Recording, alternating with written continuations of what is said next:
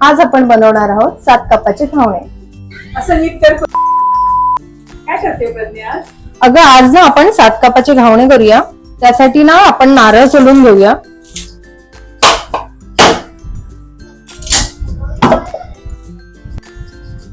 आता हे बघ, सारणासाठी आपण घेणार आहोत नारळ आणि गूळ. आता जेवढं तुम्हाला हवं असेल तेवढा गूळ घ्यायचा. कोणाकोणाला कमी हवा असेल तर तुम्ही कमी पण घेऊ शकता. हे बघा, आता त्याच्यामध्ये ना आपण जरा चवीसाठी आणि वासासाठी वेलची टाकणार आहोत. वेलची आता आपण सोलून थोडी खलबत्त्यात घालून ठेवायची. आपण त्याच्यात वेलचीची पावडर टाकूया. त्याने आपल्याला वास पण छान येईल आणि चवीला पण छान लागते. खोबरं कापून घेऊया. आता आपण एका टोपामध्ये गूळ आणि खोबरं परतून घेऊया थोडंसं तुपामध्ये. एक चमचा तूप.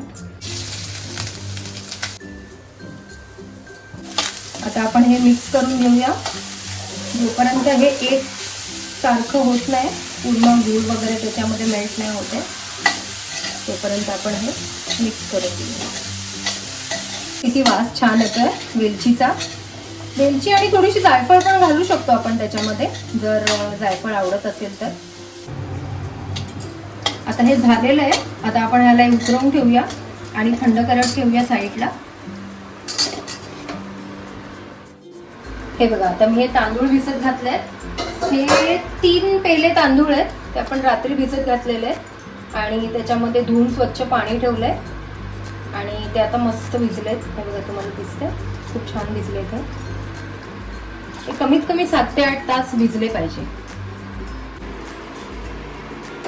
आता आपण मिक्सरला लावूया आणि त्याची पातळ पेस्ट करून घेऊया. पहिले याच्यात थोडंसं पाणी टाकूया. अशा प्रकारची कन्सिस्टन्सी झाली पाहिजे. एकदम त्याची पेस्ट झाली पाहिजे एकदम.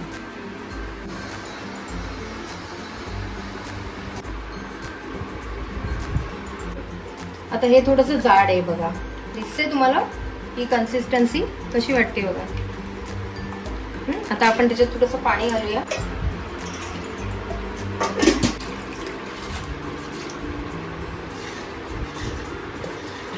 इतकं पातळ झालं पाहिजे. आता आपण याच्यात मीठ टाकूया. आता आपण गॅस पेटवूया. त्याच्यावरती भिडं ठेवूया. हे भिडं असं तेलकट असावं लागतं, म्हणजे सारखं त्याच्यावरती तेल सोडावं लागतं, नाहीतर ते सुकून जातं. त्याच्यामध्ये घावणे व्यवस्थित येत नाही. तर जरा गरम होते भिडं.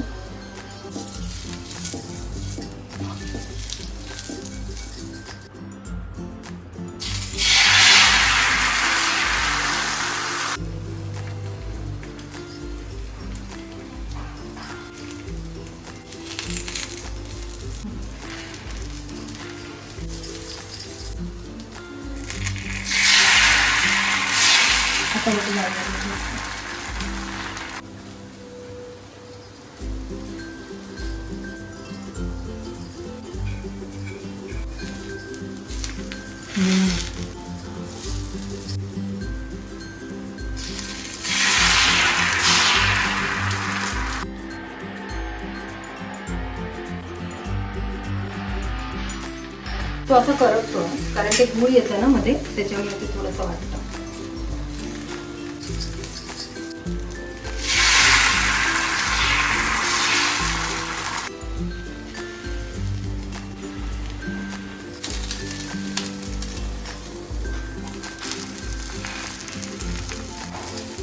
हा आपला झालेला आहे एक. आता आपण तो काढूया.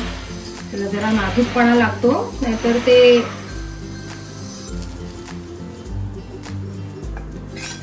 हा झाला आपला 7 कपाचा एक घावणा.